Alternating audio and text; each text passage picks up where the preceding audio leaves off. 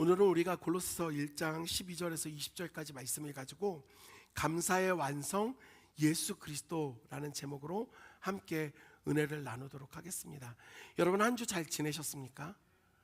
네, 우리가 특별히 11월 한 달, 오늘 이제 마지막 날을 맞이하고 있는데요, 한 달 동안 감사라는 주제를 가지고 그 말씀을 들었고 은혜의 여정을 계속해서 해왔습니다. 그러면서 우리가 큰 은혜들을 경험했고 또 하나님이 우리에게 베풀어 주셨던 그 일상의 많은 것들이 얼마나 큰 사랑인가를 깨닫는 시간들도 되었던 것 같습니다.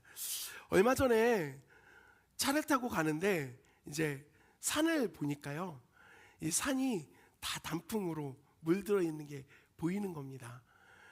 나무들이 알록달록하게 너무 예쁘게 옷을 입고 있고 노란색, 자주색, 여러 가지 색깔들 형형색색하게 산들이 변하는 걸 보면서 마음 가운데 그래, 가을이구나 라는 생각을 문득 했습니다. 그러다가 들판을 보니까요, 더 크게 깜짝 놀랐습니다. 왜냐하면 논에 벼가 이제 없더라고요.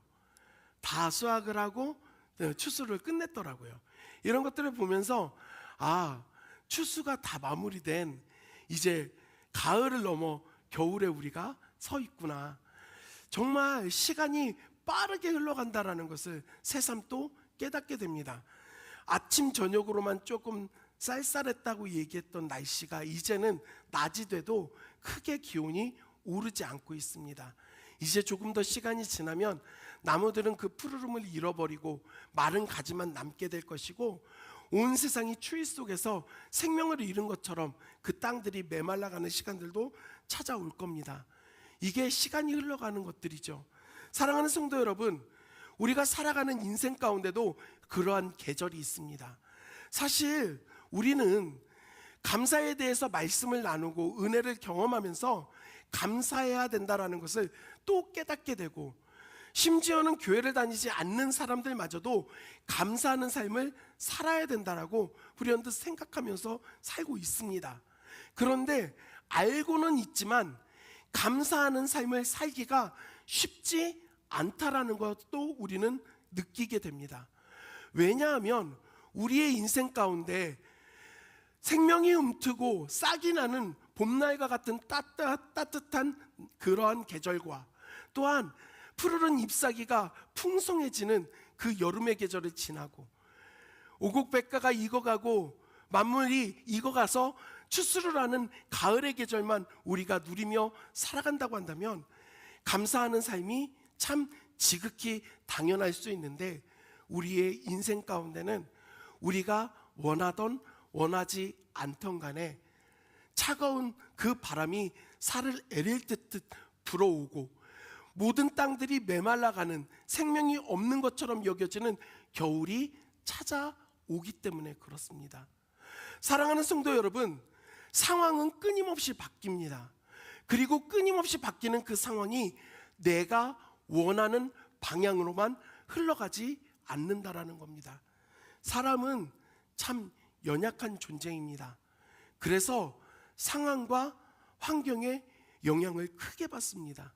아니, 더 깊이 이야기하면 사람은 상황과 환경에 지배를 받습니다. 그러다 보니 나에게 찾아오는 어려움 속에서, 고난 속에서 자꾸 감사를 잃어버리게 되더라는 겁니다. 오늘 우리는 11월의 마지막 주일, 이 감사의 대단원의 막을 내리면서 어떻게 우리가 이렇게 감사를 잃어버리지 않는 삶을 살아갈 수 있는가? 어쩌면 그 강한 풍랑이 일어나고 바람이 부는 그 바다 한가운데 떠 있는 우리가 어디에 닷을 내려야지만 흔들리지 않고 파손하지 않고 떠내려가지 않을 수 있는가 생각을 해봐야 될 것 같습니다. 그리고 특별히 오늘 골로새서 1장 12절에서 20절까지의 말씀 안에서 우리가 어디에 닷을 내려야 하는가, 우리의 감사의 닷이 어디에 머무를 때 우리가 떠내려가지 않을 수 있는가를 발견하는 은혜가 있기를 간절히 소원합니다. 그 감사의 닷을 어디에 내려야 하는가? 바로 예수 그리스도께 내려야 한다라는 겁니다. 우리가 함께 본 오늘 본문의 말씀 골로새서는요, 바울이 골로새 지역에 있는 성도들에게 쓴 편지입니다.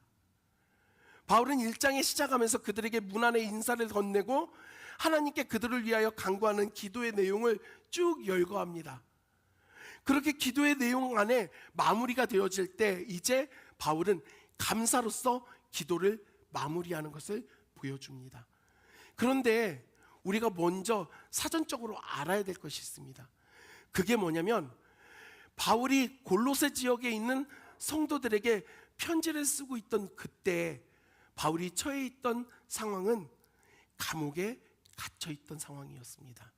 예, 골로새서 역시도 옥중서신입니다. 도저히 감사할 수 없는 상황 가운데, 환경 가운데 있는 바울이 골로새 교회 성도들을 향하여서 감사하게 되기를 원한다라고 권면을 합니다.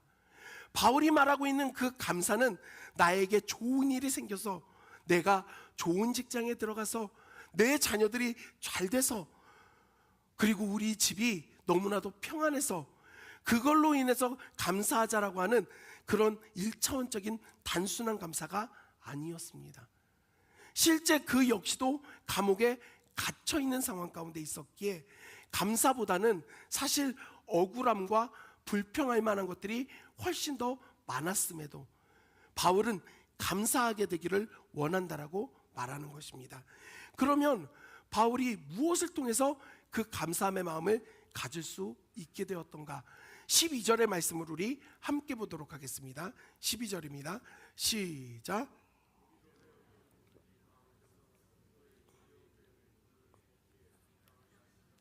아버지께 감사하게 하시기를 원하노라. 사랑하는 성도 여러분, 여기에서 우리가 주목해야 될 그 단어가 있습니다. 합당하게 하신이라는 단어입니다. 우리로 빛 가운데서 성도의 기업을 부분으로 얻게 하기에 합당하게 하나님께서 만들어 주셨다라는 겁니다. 그런데 여기에 합당하게 하신이라는 이 단어가 가지고 있는 그 깊은 뜻을 보면 무엇이냐면 자격이 없는데도 주었다라는 뜻입니다. 우리가 자격을 받을 만큼 합당하게 만들어 주신 게 아니라 우리는 그것을 받을 만한 자격이 아예 없는데 자격이 안 되는 우리에게 그냥 주셨다는 겁니다. 왜요? 자격 안 되는 우리에게 하나님께서 직접 자격증을 만들어서 선사해 주시고 우리로 그것을 받을 수 있게 만들어 주셨다라고 바울은 고백하고 있는 것입니다. 사랑하는 성도 여러분, 사실 이게 복음입니다.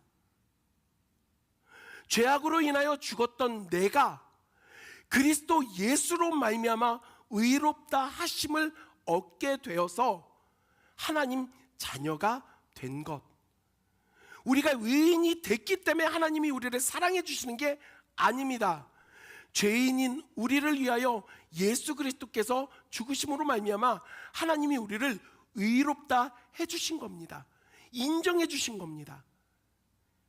이것이 그러니 그리스도인들의 감사의 기본 근원이 되어야 된다라고 바울은 말하고 있는 것입니다.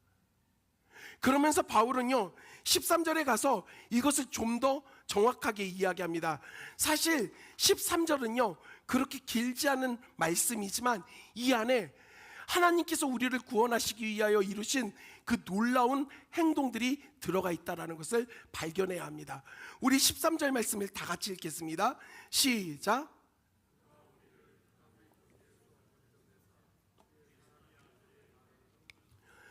그가 우리를 흑암의 권세에서 건져내사 그의 사랑의 아들의 나라로 옮기셨으니, 여기에 두 가지의 큰 사건이 일어납니다.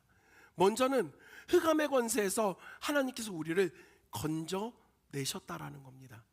사랑하는 성도 여러분, 건져내다, 이 단어는 물에 빠진 사람을 붙잡아서 끄집어 올려주다, 단순히 이 정도의 수준의 이야기가 아닙니다.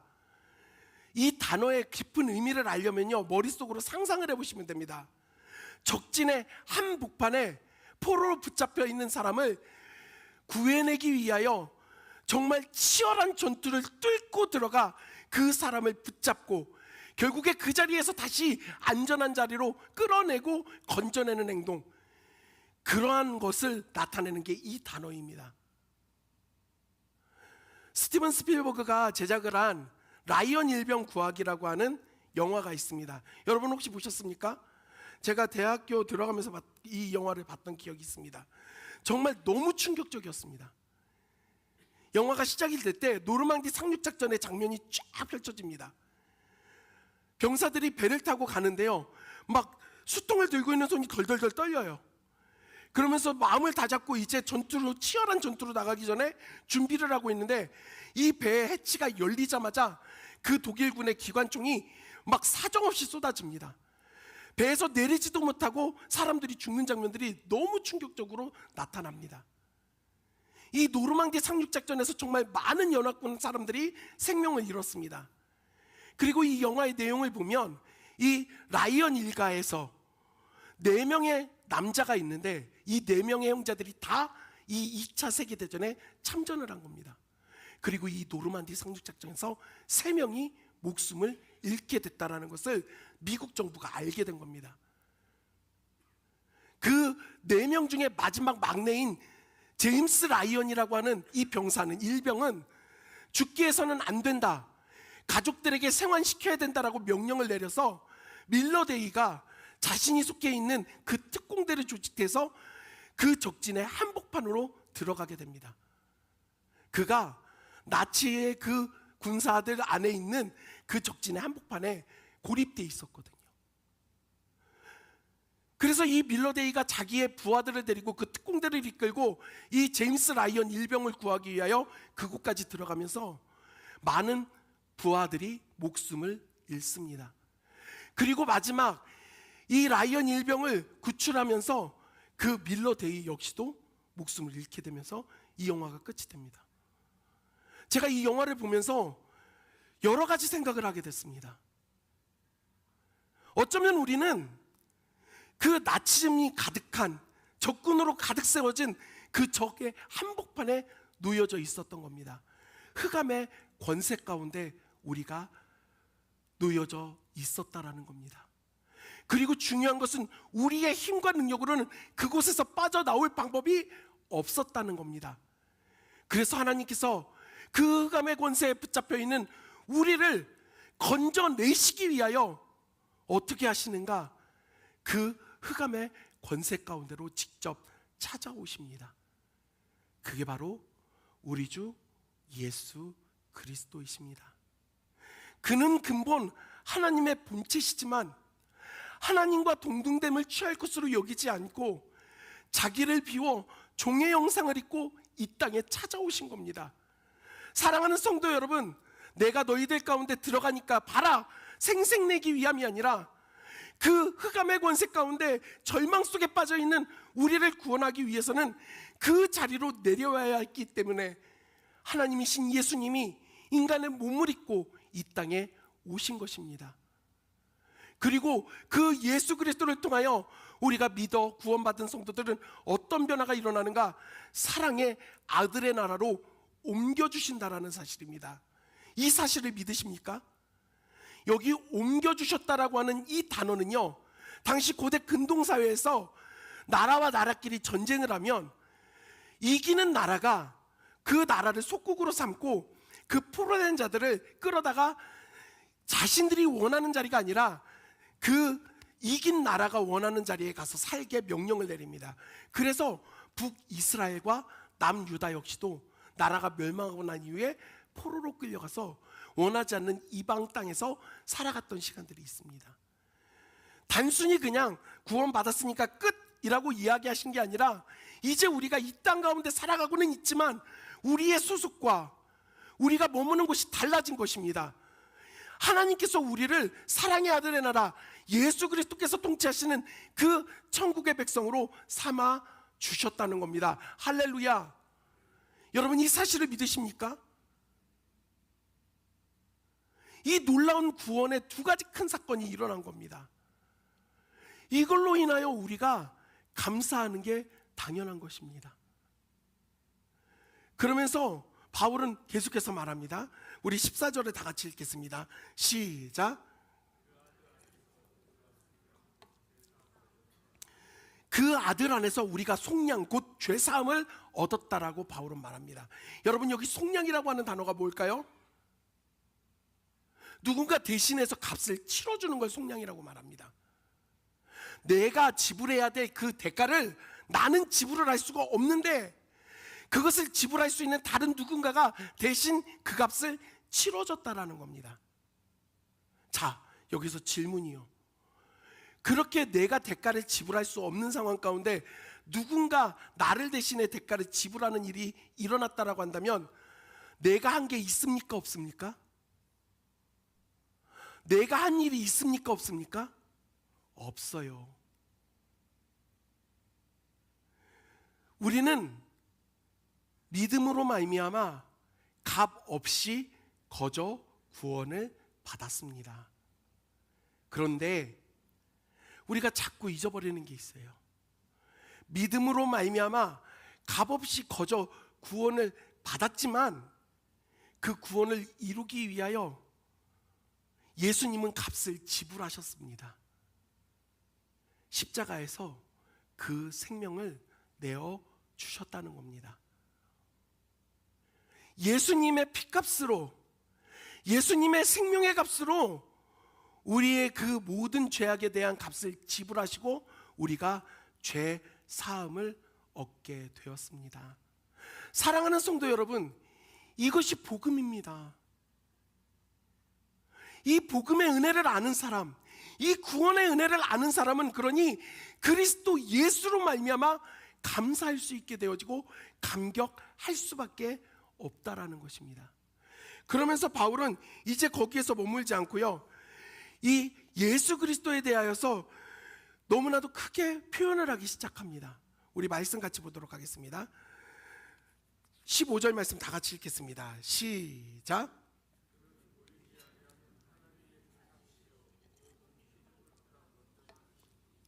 그는 보이지 아니하시는 하나님의 형상이시요 모든 피조물보다 먼저 나신 이시라고 바울은 말하고 있습니다.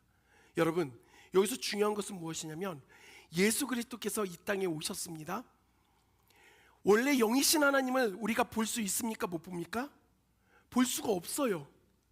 우리는 하나님을 볼 수가 없었습니다. 그런데 그 영이신 하나님이 인간의 몸을 입고 이 땅에 오심을 통하여서 우리가 하나님을 볼 수 있게 된 겁니다. 막연하게 여겨지고 뚜렷하지 않았던, 이게 맞는가? 틀리는가? 이 모습이 맞는가? 알 수 없었던 우리가 그리스도 예수께서 이 땅에 몸을 입고 이 오심을 통하여 하나님을 볼 수 있게 됐고 하나님에 대하여 알게 된 것입니다. 바울은요, 로마서 5장 8절에서 우리가 아직 죄인 되었을 때 그리스도께서 우리를 위하여 죽으심으로 말미암아 하나님께서 우리에 대한 자기의 사랑을 확증하셨다라고 고백합니다. 예수 그리스도의 그 형체가 단순히 모양이 있다가 중요한 게 아니라 그 예수님이 사람의 몸을 입고 이 땅에 오신 것을 통하여, 그리고 그 예수 그리스도가 우리를 대신하여 죽으심을 통하여 무엇을 드러내셨는가? 우리를 향한 하나님 아버지의 사랑을 완전하게 드러내 주셨다는 겁니다. 사랑하는 성도 여러분, 우리는 신앙생활하면서 자꾸 착각할 때가 있습니다. 내가 이거 안 하면 하나님이 나 치실 거야. 내가 이거 안 하면 하나님이 나에게 벌을 주실 거야. 그러니까 잘해야 돼. 안 하면 큰일 나. 이 말이 맞을까요? 사랑하는 성도 여러분, 하나님이 우리를 향하신 그 마음의 중심은요, 사랑입니다. 사랑이에요. 그 사랑으로 우리를 품으십니다. 우리를 붙잡아 주십니다. 예수 그리스도를 이 땅에 보내신 걸 통하여 하나님이 우리에 대한 그 사랑을 그냥 보여주셨습니다. 그러면서 이제 그 예수 그리스도를 향한 그 웅장한 찬양을 바울이 올리기 시작합니다. 고백을 하기 시작합니다. 우리 17절 말씀 다 같이 읽겠습니다. 17절입니다. 시작.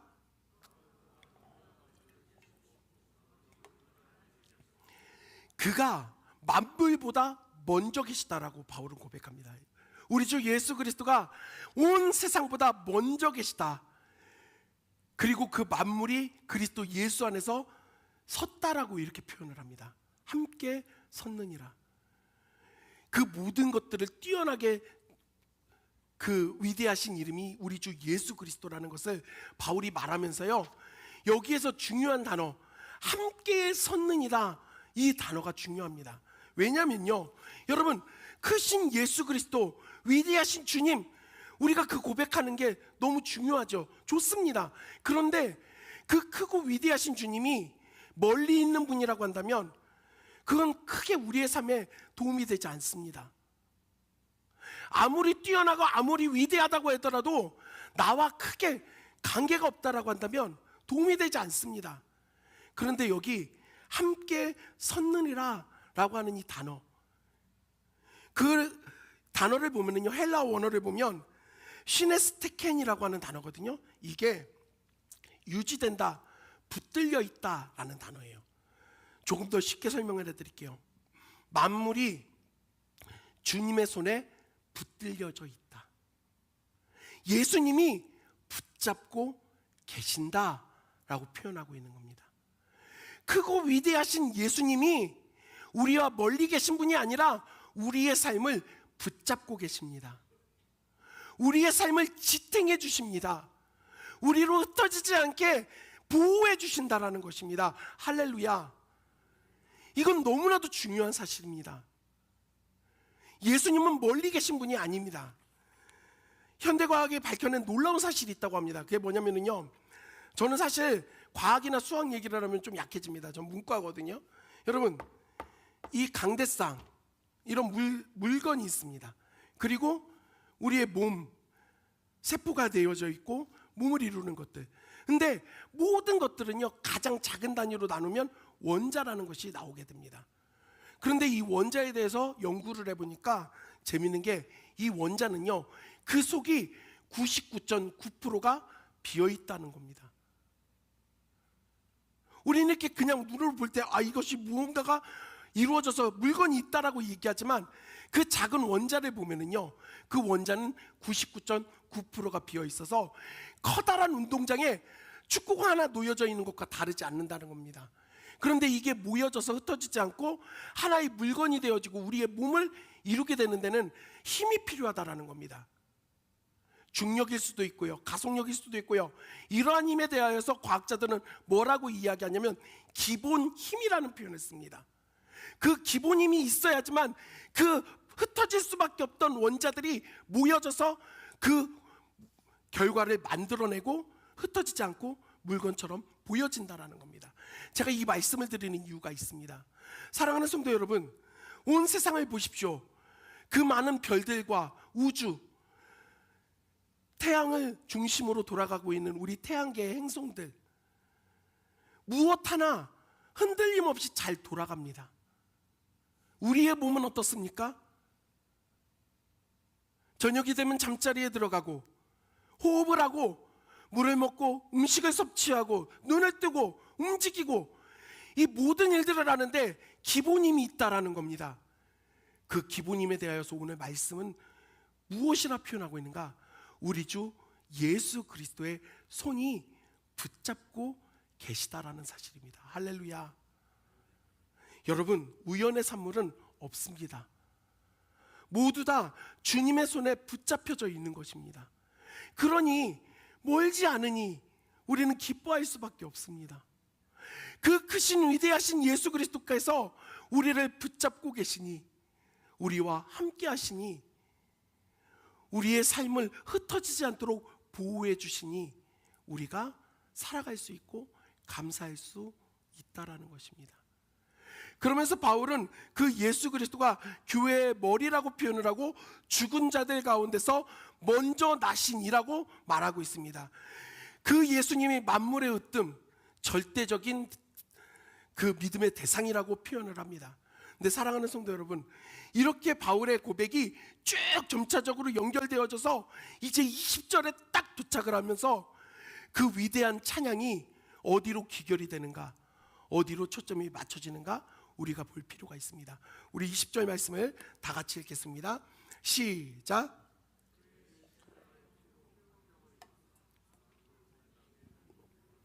하늘에 있는 것들이 그로 말미암아 다 자기와 화목하게 되기를 기뻐하심이라. 아멘. 여러분, 바울은요, 그 위대한 찬양의 그 끝을 어디로 향하게 하는가?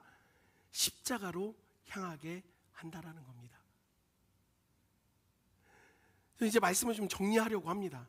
이 말씀이 왜 중요한가? 그 십자가가 우리에게 너무나도 큰 의미가 되기 때문에 그렇습니다. 십자가가 무엇입니까? 우리 주 예수 그리스도께서 참혹하게 그 손과 발이 못 박혀서 물과 피를 쏟고 생명을 내어주신 그 현장 아닙니까? 예수님은 왜 거기에서 죽으셨습니까? 왜 예수님이 거기에서 생명을 내어주셔야 했습니까? 왜냐하면 우리로 화목하게 만들기 위하여서요. 우리에게 화평을 주시기 위하여서 이 일을 했다는 겁니다. 사랑하는 성도 여러분, 우리는 착각합니다. 내가 하나님을 모르고 예수 그리스도를 믿지 않을 때에도 살아갈 수 있거든요. 돈도 벌어집니다. 재산도 쌓여요. 살 수 있다니까요. 그래서 우리는 이거 없어도 되는구나, 믿음은 좋은 거지만 안 믿어도 큰 차이 없구나 생각하기 십상입니다. 하지만 그리스도 예수를 믿지 않고 내 마음대로 살았던 우리의 삶은요, 사라질지는 모르지만 하나님과 원수가 되었던 상황이었습니다.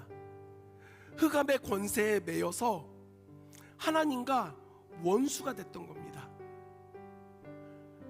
하나님의 사랑받는 피조물에서 그 뜻을 버리고 하나님께 배반하며 등 돌려 원수되었던 우리가 죄와 사망의 자녀로 그 안에 종노릇하고 있던 우리가 하나님과 그 해결할 수 없는 문제 앞에 있던 우리에게 하나님께서는 스스로 화목하게 하실 수 있는 방법을 선택하십니다. 우리 보고 완벽한 자기에게 올라오라고 명령하시지 않습니다. 너가 바뀌어야 된다라고 말씀하시지 않습니다. 도저히 어찌할 수 없는 그 절망 가운데 있는 우리에게 직접 찾아오셨다는 겁니다.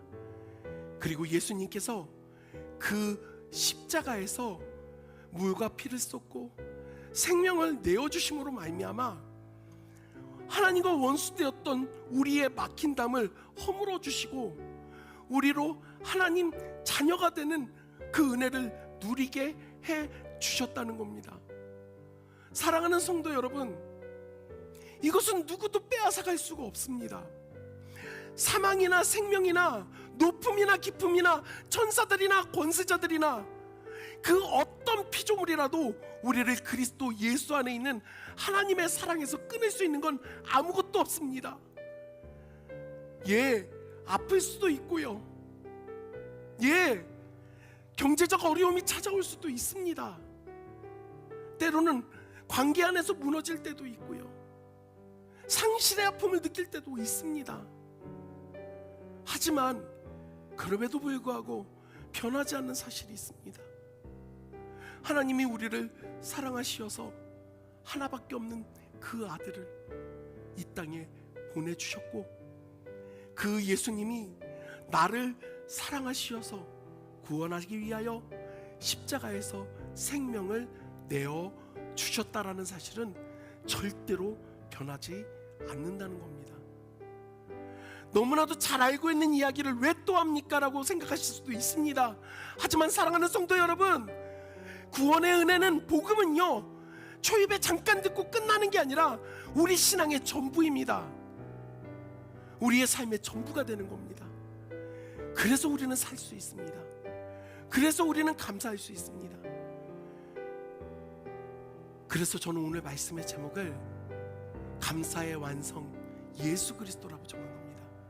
그리스도 예수의 십자가, 그리스도 예수의 구원의 은혜를 알게 되어진다면, 그 구원의 은혜가 내 것이 되어진다면 어떠한 상황과 형편 속에서도 우리는 감사할 수 있게 되기 때문에 그렇습니다. 이제 우리는 11월을 마칩니다. 그리고 12월을 맞이하게 됩니다. 많은 것들을 추수할 수 있게 하시고 우리에게 주어주셨던 것들에 대한 감사함이 있었던 11월 한 달이라고 한다면, 이제 12월은 우리가 성탄을 기다리게 됩니다. 세상의 분위기 속에서 마음이 들뜨는 시간이 아니라, 왜 하나님이신 예수님이 인간의 몸을 입고 이 땅에 오셔야 했는가? 왜 하나님이 하나밖에 없는 그 아들을 이 땅에 보내시고 죽게 하셔야 했는가? 나 때문이구나. 나를 사랑하시기 때문이구나. 이것을 깊이 묵상하는 또 12월 한 달이 되기를 주님의 이름으로 간절히 소원합니다. 예수 그리스도로 인한 그 감사의 완성을 이루는 저와 여러분들이 되기를 간절히 원합니다. 우리 말씀을 붙잡고 이 시간